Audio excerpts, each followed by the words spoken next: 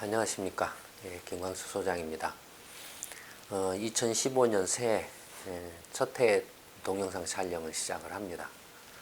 2015년의 첫 번째 동영상은 송구영신의 동영상입니다만, 공부방 동영상은 오늘 갈 길이 먼 한국의 노동 생산성이라는 주제로 제 18회 동영상이 처음입니다. 올해는 앞전에 송구영신의 동영상에서 말씀드린 것처럼 올해는 많은 일이 일어날 걸로 생각을 합니다. 시민공부방에 참여하시는 일반 우리 시민 여러분, 특히 20대, 30대, 40대 여러분들 적극적으로 많이 참여하셔서 올해 일어날 걸로 예상되는 커다란 변화에 주도적으로 대응할 수 있기를 바라겠습니다.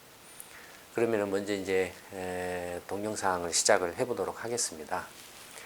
동영상을 촬영하는 방식이 또 약간 변경이 됐습니다.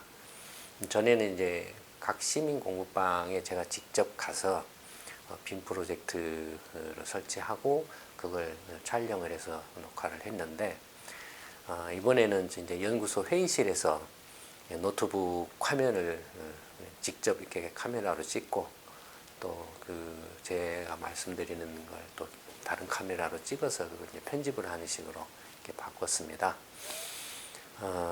이게 조금 더 깨끗하게 나오지 않을까 싶기도 하는데요. 한번 이제 처음 시도하는 거니까 또 한번 해보도록 하겠습니다.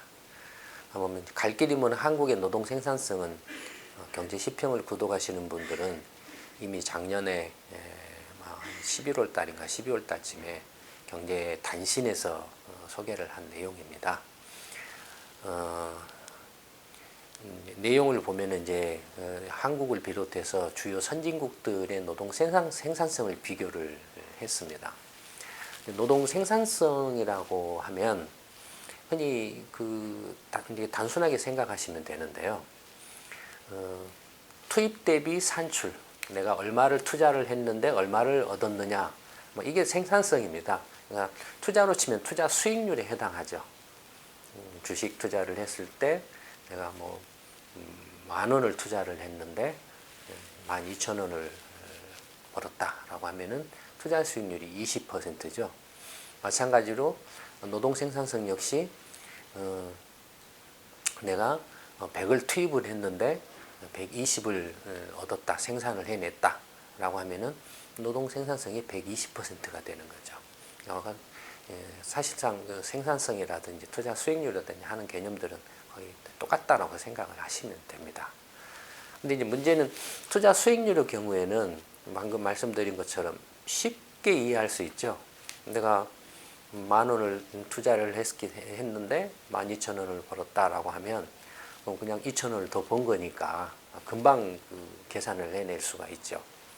근데 노동 생산성이라고 하면은 이게 일단 용어 자체도 익숙하지 않을 뿐만 아니라, 그다음에 이걸 어떻게 계산을 하는가 하는 것에 대해서도 아마 익숙하지 않으실 겁니다. 또는 잘 모르실 겁니다. 약간 노동 생산성은 이제 약간 조금 이렇게 복잡하다라고 이렇게 보시면 되는데, 근데 이제 한 사람 한 사람의 노동 생산성을 일일이 이렇게 조사를 할 수는 없죠. 근데 홍길동 씨하고 이주리가 있다라고 하면은 홍길동은 능력이 굉장히 뛰어나서 100이라는 자기 노동을 투입을 하면 150을 벌는데 150이라는 가치를 만들어내는데, 이주일이라는 사람은 똑같이 100을 이렇게 투입을 했는데 생산해내는 양은 120밖에 안 된다. 개인에 따라서 능력이 차이가 있으니까 천차만별이죠. 그런가 하면은 단지 이제 노동 생산성이라고 하면은 노동의 양을 이렇게 투입을 하는 걸 전제로 해서 얼마를 이제 생산해내느냐 하는 건데, 노동의 양을 어떻게 측정하느냐 하는 것도 문제가 되죠. 노동의 양을 측정하는 것도 조금 문제가 되고, 그 다음에 또 하나는 예를 들어서 이제 홍길동이하고 이주일이가 똑같이 100이라는 노동의 양을 투입을 한다고 해도 홍길동이는 근데 이제 기계 장비가 굉장히 좋은 장비가 많아가지고 그 좋은 장비하고 같이 결합해서 거기다가 이제 홍길동의 노동 100을 투입을 이렇게 하면 생산해내는 가치는 근데 뭐 한 300을 생산해낼 수 있다 이거죠. 반면에 이주일이는 똑같이 노동의 양을 100을 투입을 하지만 홍길동이하고 달리 기계라든지 좋은 어떤 어떤 장비가 거의 없이 그저 그냥 막노동 비슷하게 몸으로 때우는 그런 형태의 일을 한다라고 쳤을 때 홍길동이는 그 좋은 장비 기계를 같이 사용해서 100이라는 노동량을 투입을 해가지고 300을 이렇게 생산을 내내지만 이주일이는 100이라는 노동을 투입을 해서 생산해내는 게 120밖에 안 된다 이겁니다. 이랬을 경우에도 그러면은 홍길동이하고 이주일의 그 노동 생산성을 같이 놓고 비교할 수 있느냐 하는 것도 사실 좀 문제죠.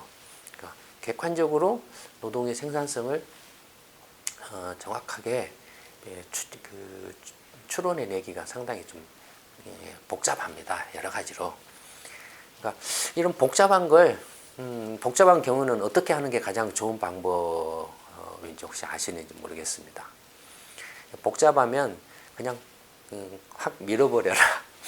그게 가장 간단한 방법입니다. 복잡한 걸 싹 치워버리는 거죠.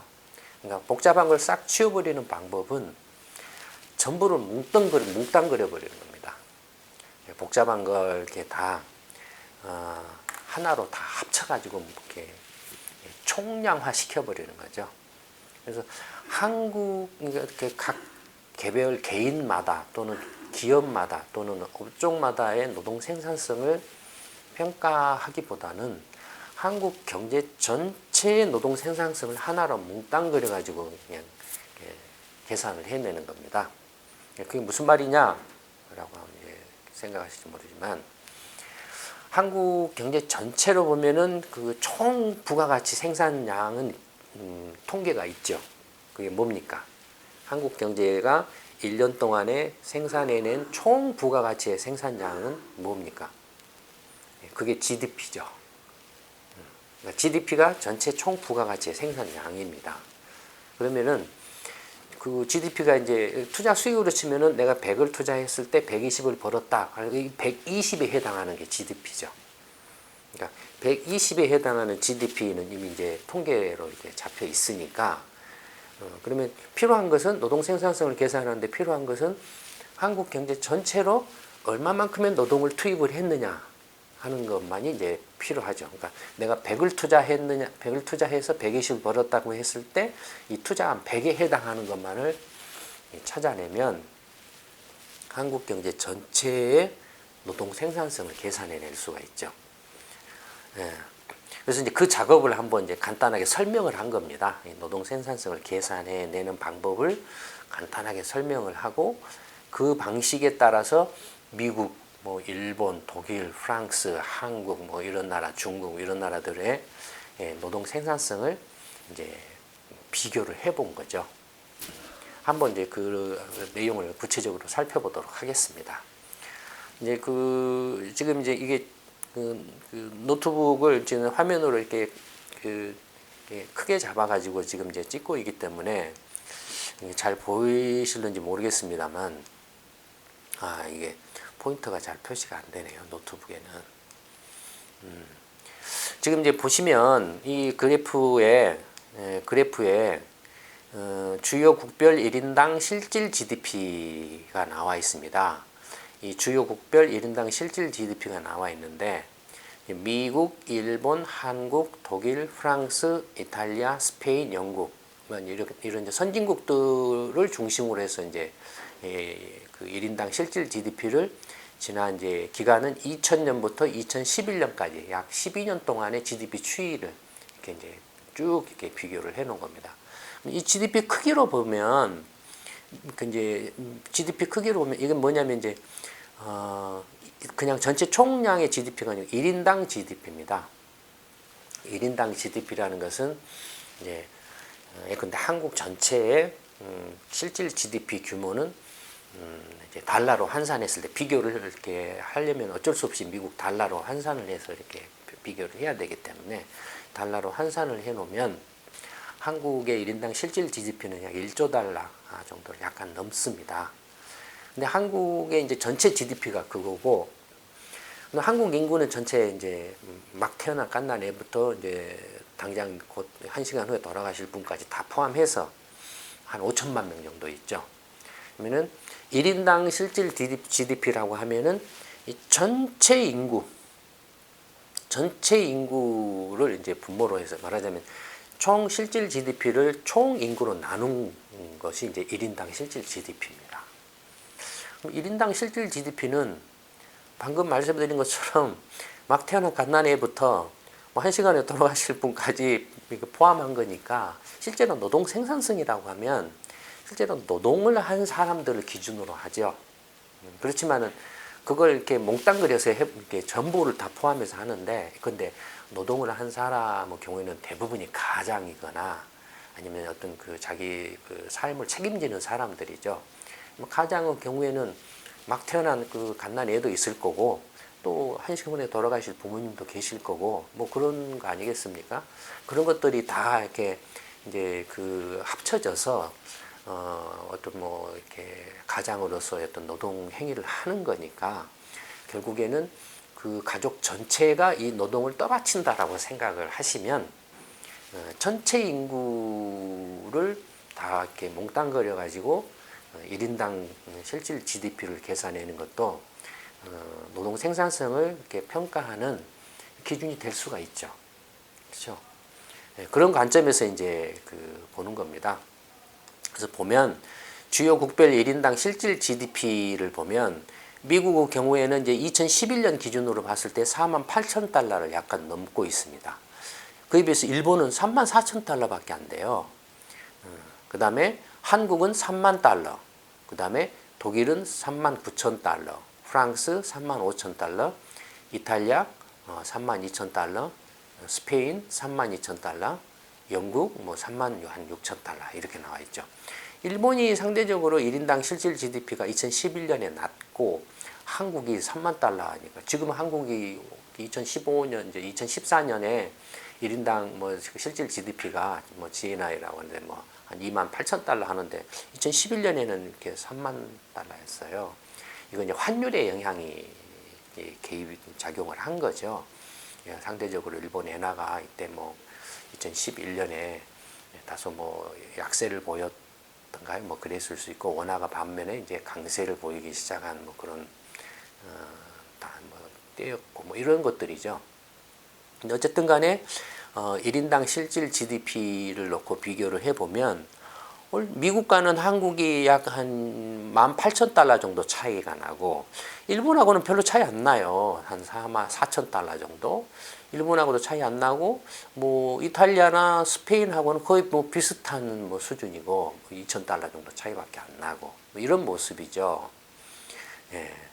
근데 이제 조금 더 이제 그 노동 생산성이라는 그 이제 그 용어의 본 뜻을 살리기 위해서 아까는 막 태는 갓난애부터 포함해서 1시간 후에 돌아가실 분까지 포함한 전체 총 인구로 나눈 1인당 GDP를 이제 말씀을 드렸는데, 조금 더 노동 생산성이라는 그 이제 단어에 근접하도록 하기 위해서 취업자를 기준으로 한 1인당 실질 GDP를 이렇게 계산을 해보는 겁니다. 그러니까 실제로 취업을 해서 일한 사람들의 노동 생산성을 전부 이제 계산을 해보는 거죠. 그러니까 갓난애라든지 1시간에 돌아가시는 분, 노인분들은 이제 다 빼는 거죠. 노동 생산성 계산하는 데 있어서. 그래서 이제 주요 국별 1인당 실질 GDP를 보면, 취업자들의 실질 GDP를 보면 이제 확 달라집니다, 상황이. 미국의 경우에는 99,000달러, 거의 10만 달러입니다. 미국의 경우에 가장 높죠. 일본은 74,000달러로, 미국에 비해서는 이제 한 2만 5,000달러 정도 낮지만 어쨌든 74,000달러입니다. 반면에 한국은 43,000달러로 확 일본의 절반 약간 넘는 정도로 줄어들죠. 그러니까 일본하고 격차가 확 나죠. 독일 같은 경우도 일본하고 얼추 비슷한 77,000달러. 프랑스가 88,000달러로 독일은 일본보다 훨씬 높습니다. 취업자 기준으로 하면. 그 다음에 이탈리아가 78,000달러. 뭐 경제 위기다 뭐다 이렇게 하고 있지만, 그다음에 스페인도 지금 뭐 경제 위기다라고 해서 뭐 거의 이제 GDP 규모가 한국하고 비슷해지고 있지만 65,000달러, 그러니까 한국의 43,000달러 비교해도 비교하면 여전히 스페인이 한 2만 달러 이상 높은 상태입니다. 영국이 이제 한 82,000달러 이렇게. 그러니까 취업자를 기준으로 한 1인당 실질 GDP로 보면은 한국이 확 떨어지죠. 그냥 전체 총 1인당 실질 GDP로 보면 한국이나 다른 일본이나 이렇게 선진국하고 그렇게 큰 차이를 안 보이는데, 취업자를 기준으로 하면 이렇게 확 차이가 난다 이겁니다. 이건 이 두 개 도표를 통해서 또 알 수 있는 건 뭘까요? 전체 국민을 이렇게 기준으로 이렇게 포함해서 계산한 1인당 GDP는 별 차이가 안 나는데, 취업자 1인당으로 하면은 확 줄어든다라는 건 뭘 의미를 할까요? 이건 취업자 기준으로 이렇게 해서 차이가 이렇게 많이 나는 건, 미국은 상대적으로 취업자 한 사람이 부양하는 가족이 많다라는 의미죠. 한국은 취업자 한 사람이 부양하는 가족이 적다라는 의미죠. 그러니까 인구가 적다라는 거예요. 취업자 한 사람이 부양하는 인구가 적다는, 그건 뭘 또 의미를 할까요? 자기 먹고 살기도 힘들다라는 거겠죠. 한국 경우에는 자기가 일해서 자기 먹고 살기도 상대적으로 힘들다라는 걸 시사를 하고 있죠. 뭐 어쨌든 간에 뭐 여기서 뭐 이렇게 옆길로 빠져나가면 또 안 되고, 노동 생산성에 집중해서 이제 말씀을 계속 드려보면, 그러면 이제 취업자 한 사람당 실질 GDP 면에서는 미국이나 일본 선진국에 비해서 한국이 확 떨어진다 이겁니다. 취업자 한 사람. 그것만으로도 한국의 상대적인 노동 생산성이 뭔지는 몰라도 노동 생산성이 상대적으로 낮다라는 걸 알 수 있죠. 미국에 비해서 취업자 한 사람으로 보면 미국의 뭐 절반도 안 되죠. 노동 생산성이 취업자 한 사람에. 일본에 비해서는 한 2.5배, 2.5배를 할까요? 한 60%나 이 정도 될까요? 70% 정도 될까요? 이런 정도 밖에 안 되죠. 그러니까 한국의 그 취업자 1인당 실질 GDP로 봤을 때 노동 생산성이 상대적으로 확 떨어진다는 걸 알 수 있습니다. 그 다음에 취업자 한 사람당이라고 해도 이거 조금 더 이제 조금 더 세분화해서 파고 들어가서, 그러니까 노동 생산성이라는 그 단어의 그 의미를 보다 더 이렇게 정확하게 살리기 위해서, 이제 같은 취업이라고 해도 하루에 5시간 일하는 사람과 10시간, 15시간, 20시간 일하는 사람의 노동의 투입량이 다르죠. 그래서 지금 이제 그걸 이렇게 조금 더 구별을 해내는 겁니다. 그래서 어떻게 하냐면, 취업자 한 사람당 노동 시간인, 하루에 이렇게 예를 들어서 1년으로 치면은 1년에 몇 시간 노동을 하느냐, 그 노동 시간을 한번 따져보는 겁니다. 그래서 노동 시간을 이렇게 따져보면, 미국의 취업자 한 사람이 1년에 일하는 노동 시간은 1790시간입니다. 그 다음에 일본의 노동자 한 사람이 이제 2012년 기준이네요, 이건. 일본의 노동자 한 사람이 1년에 일하는 시간이 1750시간으로 예전에 비해서 많이 줄어들었네요. 일본에. 독일은 가장 낮게 나타나는데, 독일의 경우에는 취업자 한 사람이 일하는 시간이 1400시간에 불과합니다. 그러니까 미국이 1800시간이니까 미국보다도 약 400시간이 독일이 적죠. 그렇죠. 그 다음에 프랑스도 한 480시간 정도밖에 일을 안 해요. 여름휴가 한 달을 하니까, 프랑스 같은 나라는. 이탈리아 같은 경우도 1750시간. 스페인은 한 700시간 조금 못 되고, 영국은 1650시간. 그에 비해서 한국은 압도적이죠. 2100 2100시간 정도 됩니다. 그것도 2005년에는 2400시간에 가까웠어요. 많이 줄어서 지금 2100시간입니다. 근데 2100시간이면 미국보다도 300시간이 더 많아요.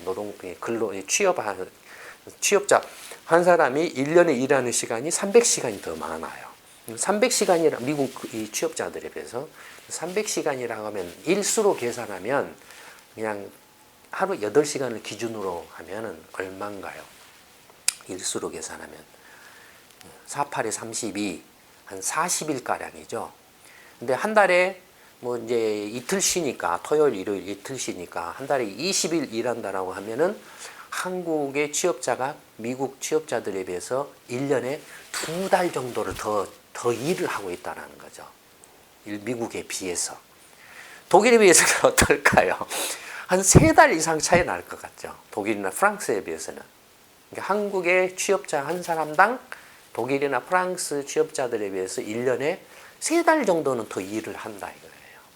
그러니까 독일이나 프랑스 취업자들은 3달 정도 더 쉰다라는 거죠. 상대적으로 더 가정생활을 한다든지 자기 어떤 가치를 높일 수 있는 어떤 자기 어떤 능력을 키우는 그런 데 투자를 한다든지 아니면은 뭐 좀 이렇게 여행을 한다든지 뭘 한다든지 하는 뭐 어떤 인생의 어떤 삶의 의미를 좀 이렇게 추구를 한다든지 하는 이런 것들을 한다라는 거죠.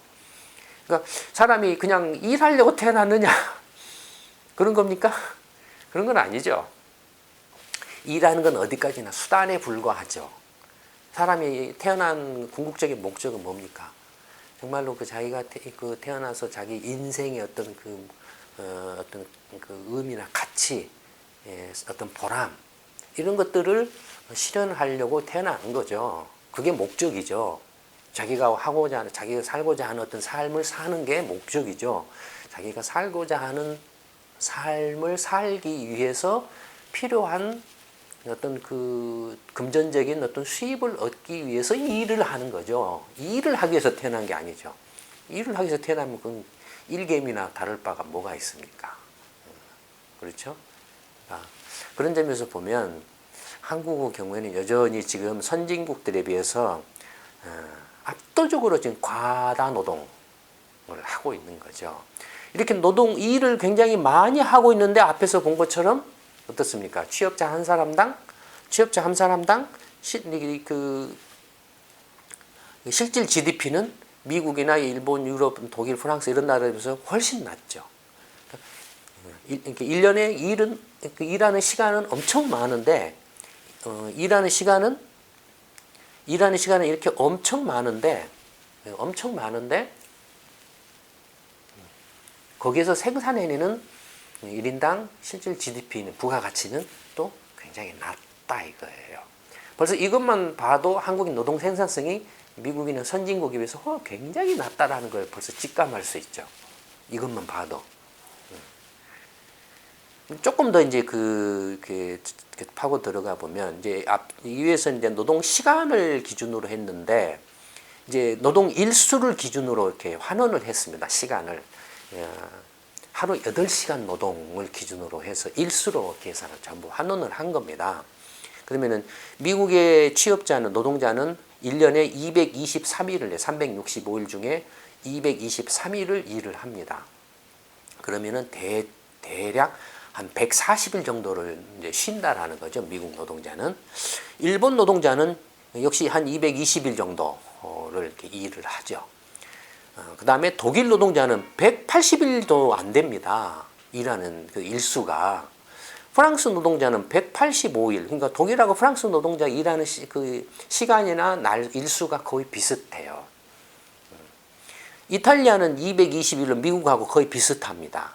스페인도 한 210일 정도, 영국은 한 200일 정도. 반면에 한국은 260일을 넘고 있습니다. 그것도 2005년에는 거의 290일을 넘었어요. 그러니까 지난 한 10년 가까이에 한 달 정도 줄었죠. 일하는 시간, 일수가 한국의 경우에. 그래도 미국에 비하면은 한 40일 이상, 노동 일수가 40일 이상, 미국이나 일본에 비하면은 총 40일 이상. 그러니까 그걸 이제 토요일, 일요일 휴일을 빼면은 2달 정도죠. 딱 이렇게. 40일이니까 2달 정도를 더 일한다라는 거죠. 독일이나 프랑스에 비하면은 얼마입니까? 80일이니까 4달을 더 일하는 셈이 되죠. 독일이나 프랑스에 비하면 4달을 더 일을 해요. 그러니까 굉장히 한국 사람들이 지금 굉장히 뭐라 할까요? 몸으로 때우면서 부가가치를 만들어내고 있다라는 걸 알 수가 있죠. 미국이나 독일, 프랑스, 일본 이런 선진국들에 비해서 한국 사람들의 어떤 그 한국 그 노동자들이 일하는 시간도 많고 그 일하는 날수도 많다 이거예요.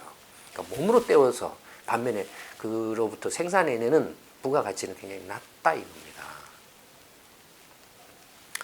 그러면 이제 이제 노동 생산성을 이제 계산하는 데 조금 더 근접해 가는데 가고 있는데, 그러면 이제 아까 앞에서는 이제 취업자 한 사람당 실질 GDP를 계산했죠. 예, 취업자 한 사람당. 근데 노동 시간 한 시간당 부가가치 생산, 그러니까 실질 GDP를 계산을 해 보면은 이게 가장 어떻게 보면은 취업자들 기준으로 했을 때 취업자들이 전체 이제 일한 노동 시간들이 있을 거 아닙니까? 그러니까 어떻게 이제 그 노동 시간을 어떻게 계산하냐면 전체 취업자 수, 한국의 전체 취업자 수들이 예를 들어서 2,500만 명이 있어요. 그러면은 한 사람이 1년에 일하는 시간이 앞에서 보셨던 것처럼 2,100시간을 일을 해요. 그러면 전체 총 한국 경제 전체로 전체 취업자들이 1년에 일한 노동 시간이 나오겠죠. 어떻게? 2,100시간 곱하기 전체 취업자 수를 곱하면 되죠. 취업자 수가 예를 들어서 2,500만 명이다 하면 2,500만 명 곱하기 한 사람당 2,100시간을 1년에 일하니까 2,100시간을 계산하면은 한국의 전체 취업자가 1년에 일한 전체 총 노동 시간이 나오죠. 그렇죠. 그 총 노동 시간을 그러니까 이제 전체 그 GDP를 실질 GDP를 총 노동 시간으로 나누면 노동 시간 노동 시간 한 시간당 실질 GDP를 계산해낼 수가 있죠. 그러니까 그런 식으로 해서 이제 미국이나 일본에 대해서도 똑같이 다른 어떤 선진국에서도 똑같이 계산을 하는 겁니다. 그래서 노동 시간당 실질 GDP를 이제 계산해 보면 미국은 이렇게 이제 그 노동자 한 사람이 1시간 일을 했을 때 얻는 부가가치가 얼마냐면은 60달러예요. 60달러를 넘습니다. 근데 일본의 경우에는 40달러입니다. 한국에는 27달러로 훅 줄어들죠.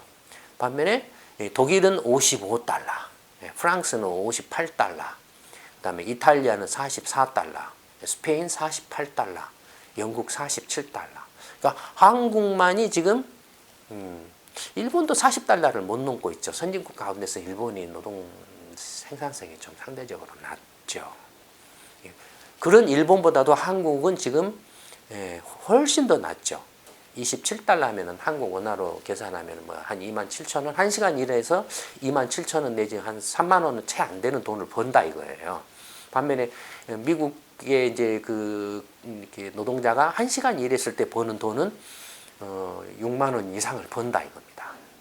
6만 원 이상. 일본 노동자는 4만 원 정도를 번다라는 거죠. 1달러에 1,000원을 기준으로 했을 때 만약에 지금 현재 환율인 1,100원을 기준으로 하면은 한국 노동자는 1시간 일을 해서 한 3만 원 정도를 버는데 미국 노동자는 6만 6천 원 정도를 벌죠. 일본 노동자는 4만 4천 원, 독일이나 프랑스 노동자는 6만 원 이상. 그러니까 거의 배 이상을 한국 노동자에 비해서 배 이상의 돈을 번다라는 겁니다. 이탈리아라든지 스페인, 뭐 영국도 마찬가지고요. 그래서 이제 이렇게 1시간당 노동 시간당 실질 GDP를 기준으로 해서 이렇게 노동 생산성을 계산을 해낸 겁니다. 이걸 이제 지수화하기 위해서 미국을 기준으로 하는 거예요. 그래서 상대적으로 비교를 하기 위해서 미국을 100이라고 치는 거예요. 그러니까 미국이 이제 미국의 노동자 한 사람이 1시간 일했을 때 이제 60달러를 버는데 이 60달러를 100으로 환산을 해놓고 나머지 나라들 똑같이 이제 비교를 해본 겁니다. 그러면은 이제 그게 이제 노동 생산성이 되지, 노동 시간당 생산성이 되는 거죠. 미국을 100이라고 치면, 미국의 노동 생산성을 100이라고 치면 일본은 64밖에 안 돼요. 그다음에 근데 독일이나 독일은 90입니다. 미국보다 약간 10 정도 작죠. 그다음에 프랑스는 94예요. 이탈리아는 73입니다. 스페인은 78입니다. 영국은 77입니다. 그에 비해서 한국은 어떻습니까? 43에 불과합니다. 현격하게 낮죠. 그러니까 미국의 절반도 안 되는 노동 생산성을 갖고 있다 이겁니다. 한국이. 근데 이제 유럽 국가들을 보면 독일도 그렇고 프랑스도 그렇고 이탈리아도 그렇고 대개 보면 이제 2008년 금융 위기를 계기로 해서 어떻습니까? 노동 생산성이 좀 떨어지고 있죠. 경제가 어려워지고 있는 걸 반영을 하고 있죠. 반면에 이제 뭐 한국 같은 경우는 뭐 노동 생산성이 약간 늘어나다가 좀 정체하는 그런 모습을 보이고 있는데 어쨌든 간에 한국이 근데 GDP가 28,000달러다, 30,000달러다, 아니면 무슨 4,745, 40,000달러다.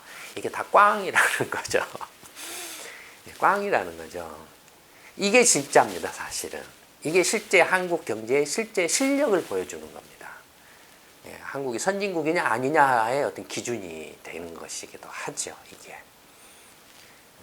양적으로 예를 들어서 한국의 GDP가 뭐 1조 달러를 넘고 1조 달러라고 쳤을 때 만약에 인구가 줄어든다면 어떻습니까?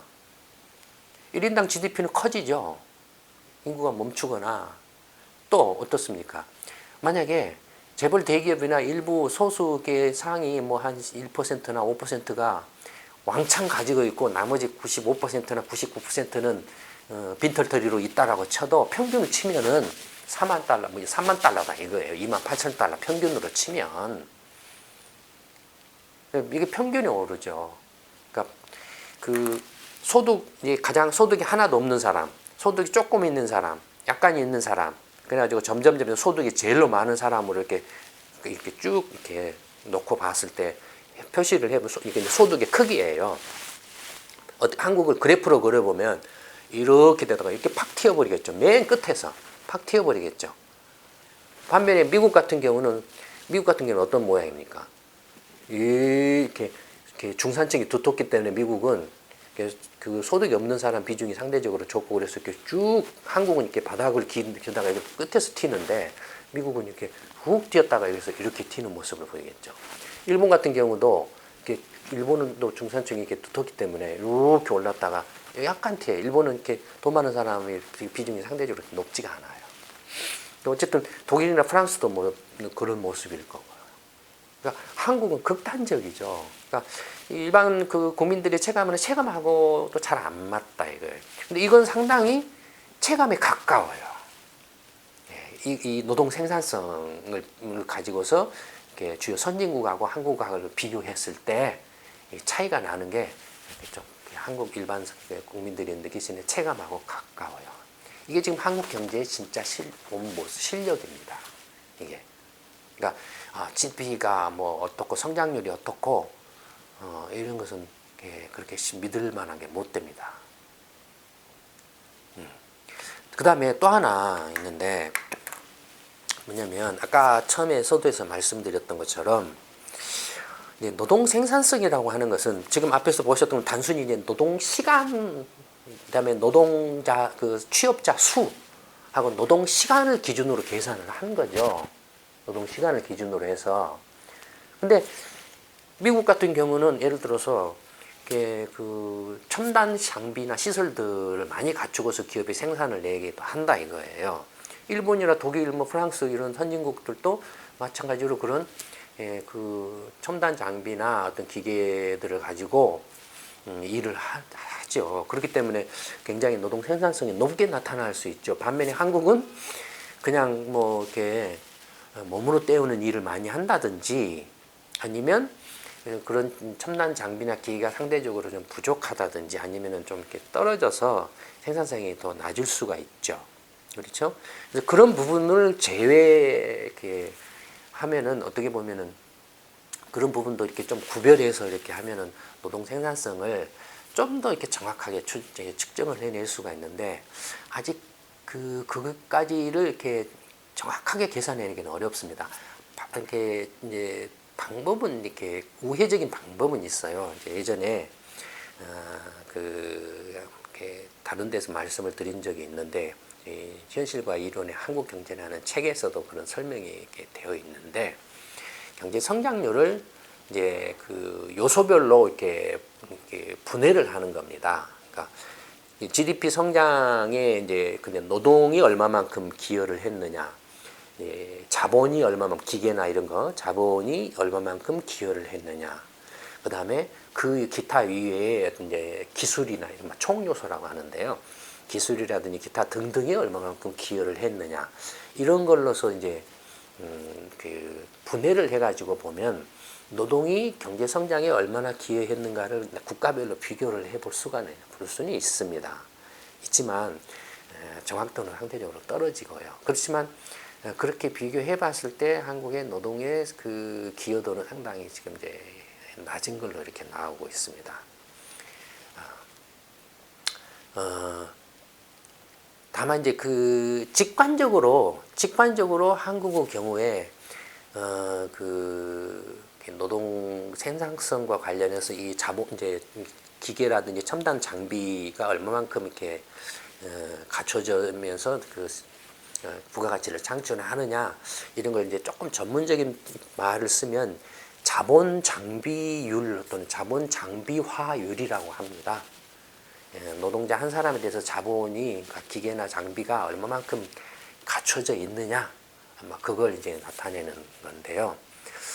생산성과 관련돼서 이제 가장 조금 이렇게 직관적으로 좀 이렇게 설명이 될 수 있는 그런 예로서 이른바 산업용 로봇을 이렇게 설명을 한번 해드리면 조금 이해하기 쉽지 않을까 싶습니다. 네. 근데 그 앞서서 경제 성장 과정을 보면 어떻습니까? 제일 먼저는 경제 성장 초기 단계에서는 기계나 돈이 없으니까 기술도 없으니까 그러니까 노동으로 다 생산을 하죠. 노동 집약적인 경제라고 하죠. 노동 집약적인 경제에서 몸으로 때워서 성장을 하는 단계. 그다음에 그것이 이제 어느 정도 조금 이렇게 그 성장을 하게 되면 그 다음에는 이제 기계를 사다가 기계를 사다가 조금 이제 이른바 노동의 자본 장비화율이 조금 이제 늘어나는 거죠. 기계를 사다가 조립 가공 생산해서 하는 자본 이른바 이제 집약적 생산 단계. 그게 또 이제 조금 그 어느 정도 축적이 돼가지고 이제 일정의 단계가 지나면은 그 다음에는 어떤 단계입니까? 기술 집약적 생산 단계 이렇게 되죠. 기술 집약적 생산 단계 그 다음에는 또 어떤 것이 있을까요? 그 다음에는 지식 정보 집약적 생산 단계가 되죠. 그게 지금 21세기죠. 지난 2000년부터 정보통신혁명을 기반으로 해서 새로운 제2, 제3의 산업혁명이라고 할까요? 어떤 산업혁명이라고 좀 이렇게 좀 범위가 좁은데 어떤 지식정보혁명, 그러니까 지식정보 집약적 경제 이렇게 이제 진화를 해가죠. 노동 집약적 성장 단계는 뭐 이렇게 이제 개발도상국이라든지 이런 나라, 자본 집약적 성장 단계는 막 중국 정도가 되겠죠. 그다음에 기술 집약적 성장 단계는 지금 한국이 자본에서 기술로 넘어가는 그런 이제 단계에 있고, 그다음에 이제 기술 집약적 물론 이게 딱 끊어지는 건 아닙니다. 여전히 한국 경제를 보더라도 그 노동 집약적인 그 부분이 있고 자본 집약적인 또 이렇게 생산 부분이 있고 기술 집약적인 생산 부분이 있고 이렇게 혼재되어 있거든요. 다만 그 비중이 뭐 노동 집약적인 생산 부분이 낮고 자본 집약적, 다음에 기술 집약적, 그다음에 지식 정보 이런 모양이죠. 반면에 미국 같은 경우는 어떨까요? 노동 집약적인 단계는 굉장히 적고 한국이 높다 이 정도라고 하면은 미국은 이 정도로 낮고 자본 집약적 또 이렇게 뭐 미국은 또 자본 집약적인 부분도 크죠. 이렇게 뛰고 한국은 자본 집약적인 높고 기술 집약적 뭐 이렇게 된다면 미국은 기술 집약적 정보 이렇게 푹 뛰어가죠. 그러니까 분포가 다르죠. 분포가 다르죠. 그런 관점에서 보면 한국은 지금 이제 대체로 자본 집약적에서 기술 집약적으로 이렇게 넘어가는 그런 단계에 있고, 일본이나 미국이나 독일 같은 나라는 뭐 프랑스나 이런 선진국들의 경우에는 물론 자본 집약적인 부분도 있지만 방금 말씀드렸던 것처럼 기술 집약적 경제로 넘어와 있죠. 넘어와 있으면서 지금 지식정보 집약적 단계로 가고 있죠. 미국이나 이런 선진국들이. 한국은 아직 지식정보 집약적 단계의 문턱에도 지금 못 가 있습니다. 모든 특허라든지 예를 들어 그걸 알 수 있는 특허 같은 것들 물론 IT 쪽은 약간 지금 막 한국이 이제 특허 신청 수가 늘어나고는 있지만 아직도 절대적으로 취약하죠. 그 외에는 전부 지금 이렇게 지식 정보 면에 있어서는 근데 뭐 노벨상 같은 것만 봐도 알 수 있지 않습니까? 아직까지는 한국이 그런 면에서 상당히 격차를 보이고 있습니다. 어쨌든 간에 노동 생산성과 관련해서 자본 장비화율, 자본 기계나 어떤 첨단 장비나 기술이나 지식이 얼마만큼 노동자 한 사람의 부가가치를 올리는데 갖춰져 있는가를 가늠할 수 있는 하나의 그 참고 그 지표로 산업용 로봇을 들 수 있다 이겁니다. 산업용 로봇을. 이제 산업용 로봇을 보면 1985년부터 이 도표를 보시면 전 세계 전체적으로 1985년부터 2013년까지의 산업용 로봇의 가동 대수 추이를 나타내고 있습니다. 어떻습니까? 이 1985년에는 이제 그 20만 대가 안 됐어요. 20만 대가 안 됐다가 1990년에 되니까는 확 뛰었어요. 갑자기 배 이상으로 확 뛰어요. 그래서 한 50만 대가량까지 늘어나요. 가지고 빠르게 늘어나면서 2010년 또 이후에는 또 산업 로봇이 팍 뜁니다. 팍 뛰어서 지금은 전 세계적으로 산업용 로봇이 한 130만 대 이상 지금 세계 주요 대기업들에서 많이 가동이 되고 있죠.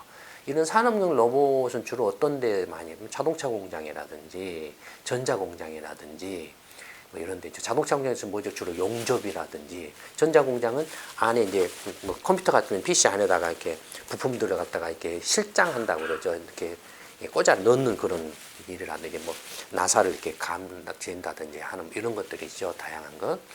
그다음에 운반 로봇이라든지 뭐 이런 것들이 있습니다.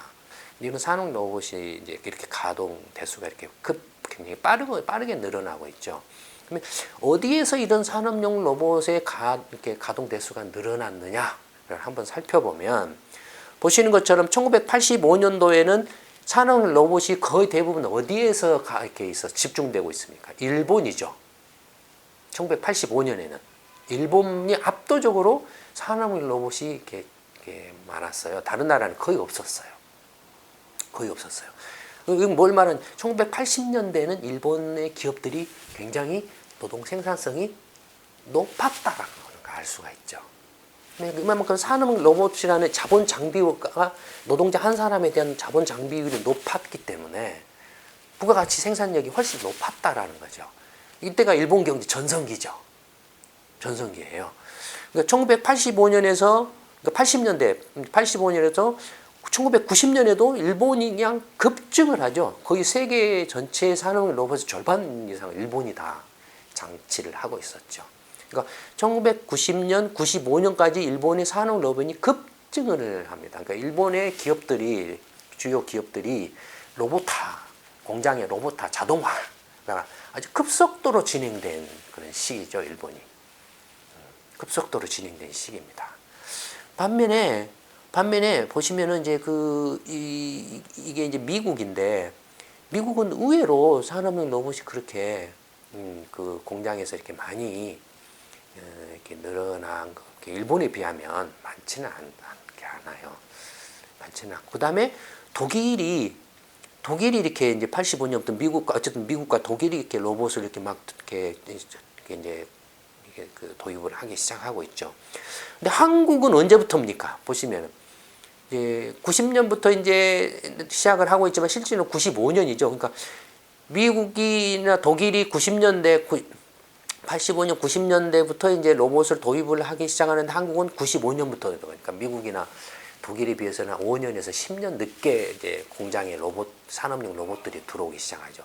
이때 이제 뭡니까? 한국의 자동차 공장들이 막 늘어나고 과잉 투자, 철강 회사라든지 또는 이때 이제 전자회사, 반도체 회사, 삼성전자 이렇게 이때가 막 컸잖아요. 그러니까 이때 이제부터 이렇게 이른바 산업용 로봇, 그러니까 이때 한국 경제가 자본 집약적 성장을 한 시기입니다. 그러니까 산업용 로봇이 대표적인 자본재죠.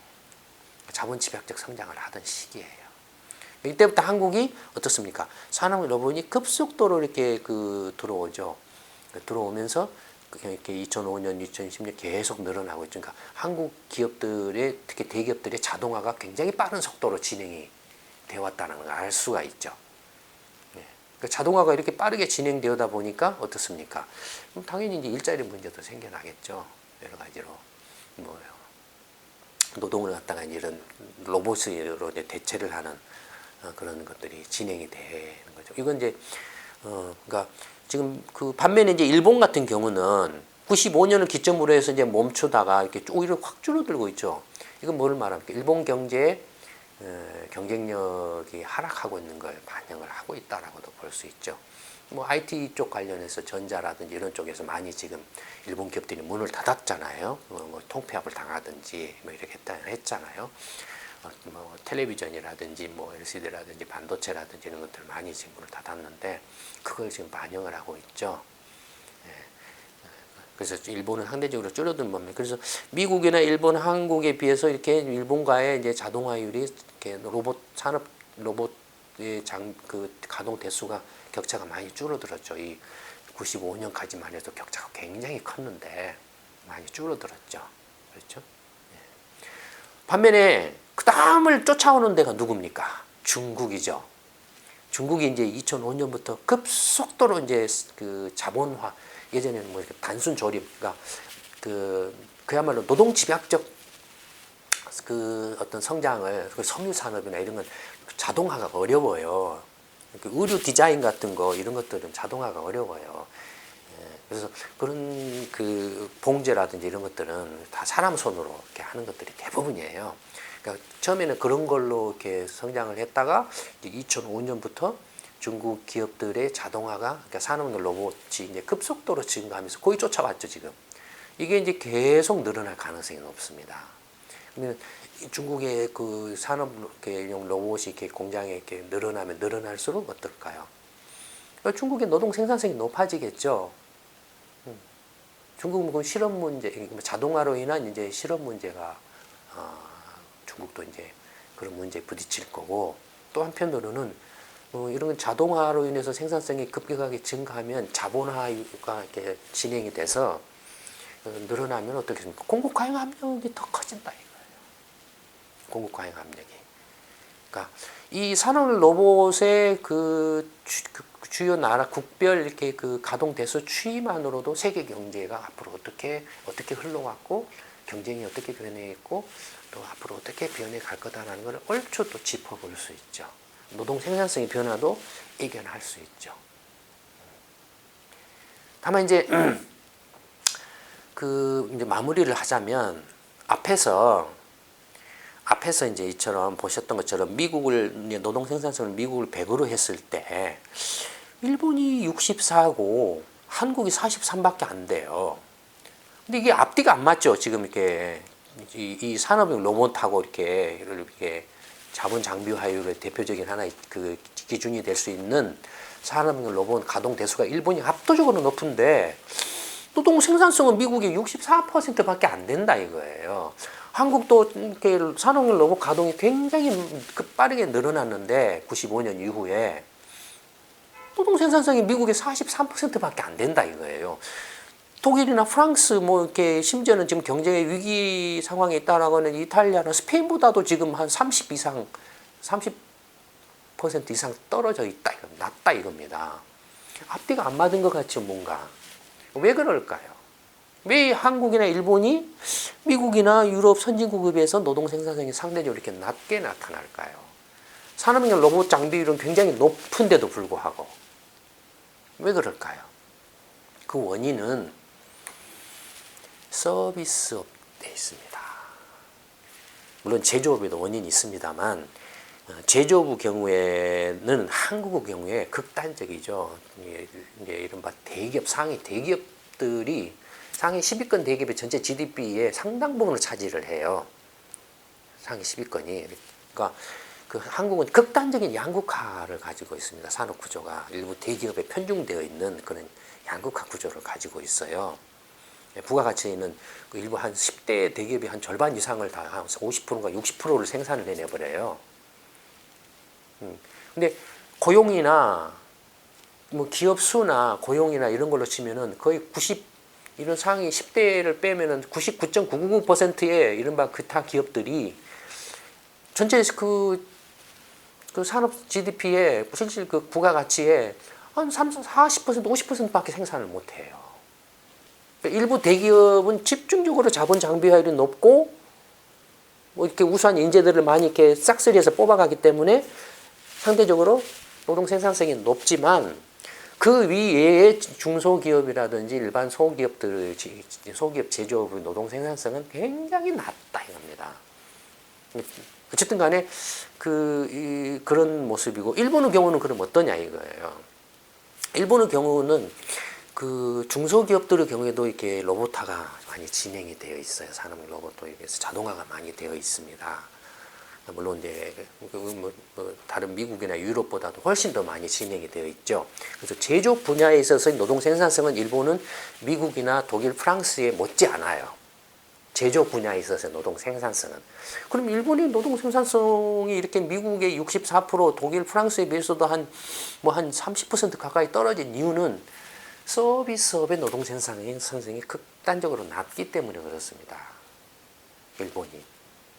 한국도 마찬가지입니다. 한국은 제조업도 이 극단적인 양극화로 일부 대기업을 제외한 나머지 중소기업들의 노동 생산성은 낮고, 거기다가 서비스업의 노동 생산성은 말할 수 없이 열악합니다.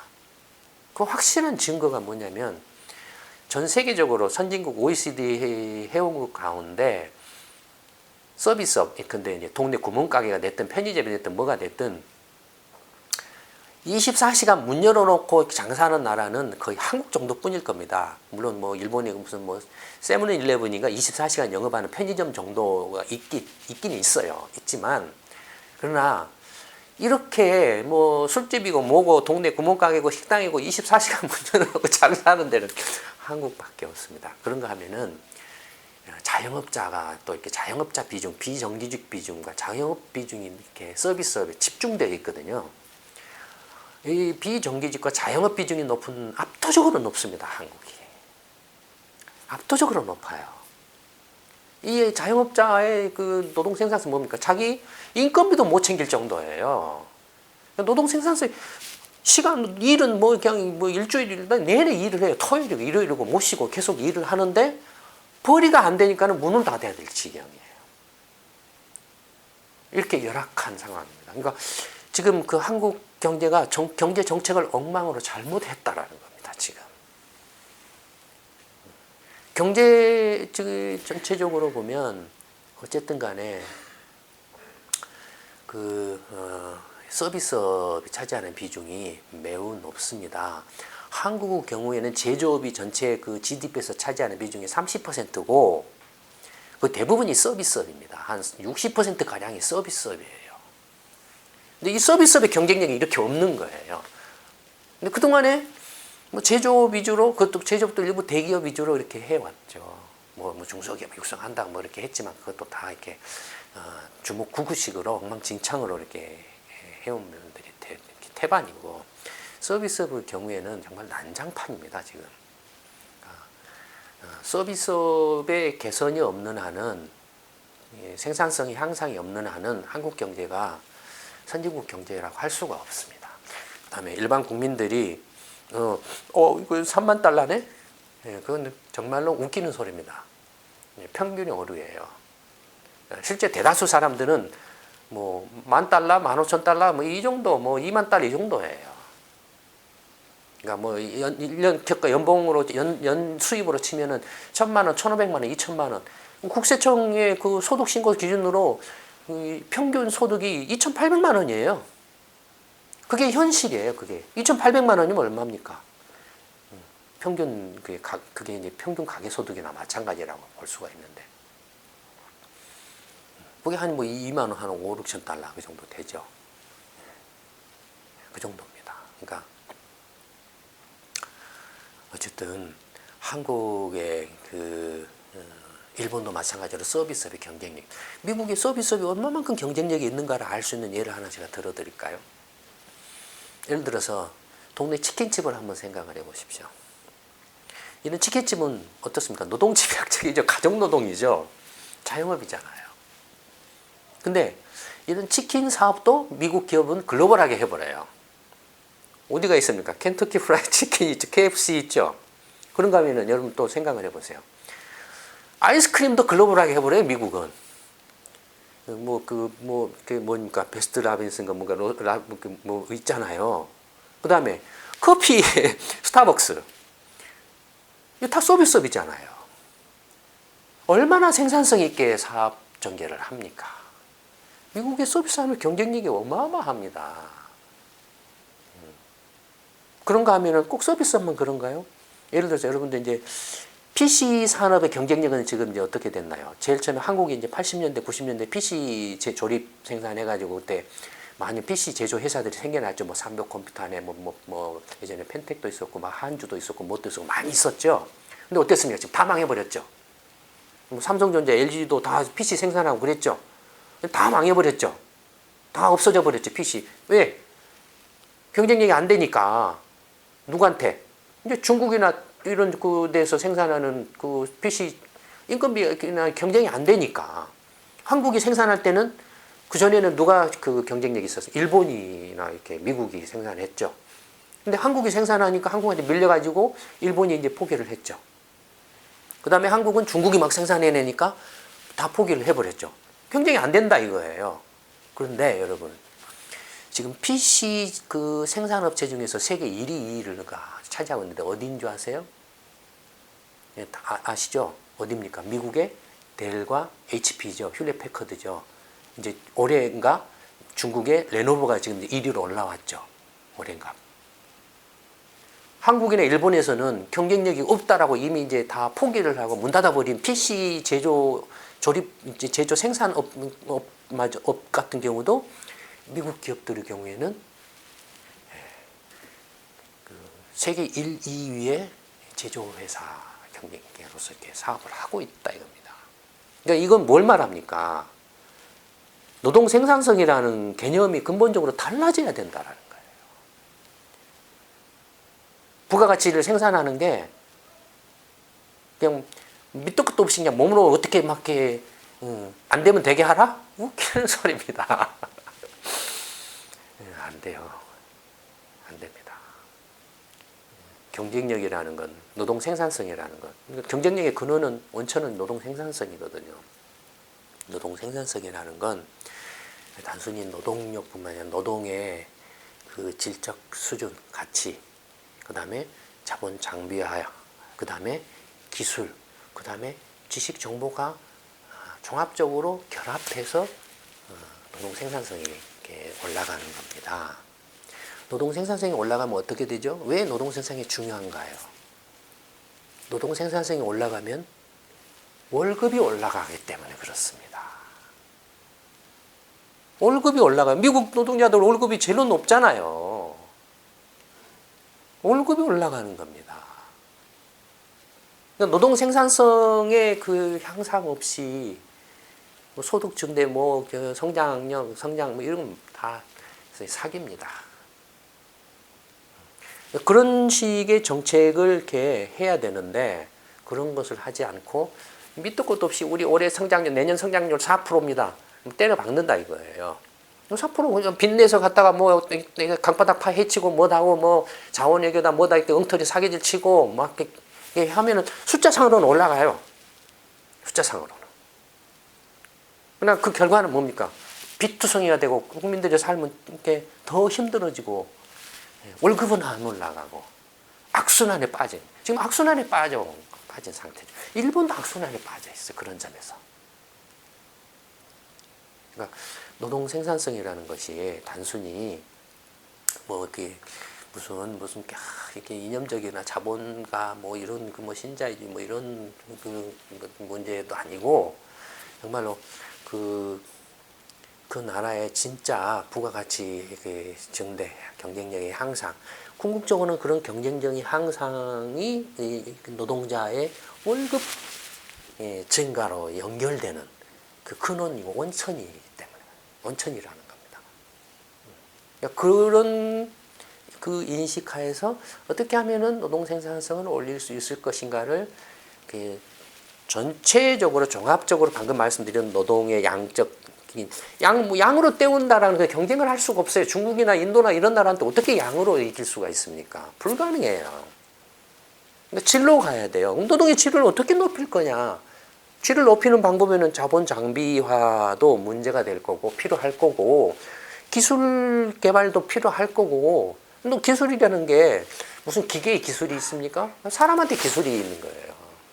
그 다음에 지식 정보 역시 마찬가지죠. 기술이 그냥 하늘에서 뚝 떨어져 땅에서 나오는 게 아니거든요.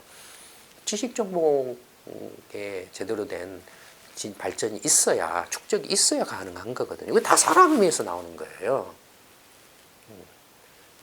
그러니까 노동 생산성이라는 그 다음에 또 하나는 아까 미국의 그 예를 그 서비스업이라든지 PC 조립의 그 제조업체 예를 말씀드렸던 것처럼 또 하나 중요한 건 기업가 정신이에요. 사업 모델이에요. 한국이나 일본에서는 이건 경쟁력이 없다라고 포기한 것을 미국에서는 글로벌하게 사업을 하고 있어요. 서비스업이나 모든 걸. 월마트라든지 지금 아마존이라든지 봐보세요. 책 장사도 그냥 글로벌하게 해버렸잖아요. 그게 무슨 한국이나 일본 기준으로 하면은 이 책 장사를 서점을 글로벌하게 한다는 발상 자체를 할 수가 없어요. 이런 그 사고 방식과 틀 가지고는 경쟁력을 높일 수가 없습니다. 이런 사람들이 대통령이 되고 국회의원이 되고 뭐 장관이 되고 해서는 불가능해요. 불가능해요. 빨리 그 물갈이를 해야 되는 겁니다. 이 노동 생산성 문제 하나만을 봐도 한 나라를 경영한다, 한 나라의 경제를 일반 그 국민들의 그 소득 수준의 향상으로 궁극적으로 연결시킬 수 있는 형식으로 이렇게 체계적으로 만들어 간다라는 게 얼마나 복잡하고 어렵고 힘든 일인가 하는 걸 알 수가 있죠. 근데 뭘 모르고 이렇게 무식하고 막무가내 이렇게 막 이렇게 이념 찾고 못하고 왼쪽 오른쪽 찾고 하는 사람들이 이 나라를 경영할 수 있겠냐 이거예요. 불가능하죠. 말아먹는 거예요. 여전히 미국이나 다른 선진국들은 앞으로 나가려고 발버둥을 치고 있는데 한국은 지금 거꾸로 가고 있다 이거예요. 왼쪽이나 오른쪽이나 거꾸로 가고 있다 이거예요. 하여튼 빨리 2015년 올해에는 우리 20대, 30대, 40대 자식 세대들이 이순신 프로젝트에 적극적으로 참여하시고 시민공방에도 이렇게 적극적으로 오셔서 빨리 지금 한국 전체의 그 기득권 세력을 물갈이를 하는 그런 계기가 해가 되도록 만들도록 합시다. 분명히 우리는 여러분들이 나서면 할 수 있습니다. 저희는 준비가 되어 있습니다. 네. 네, 오늘 이제 그 1월 첫 번째 동영상, 2015년 새해 첫 해의 첫 번째 동영상, 제 18회 동영상을 이걸로 마치도록 하겠습니다. 네, 고맙습니다.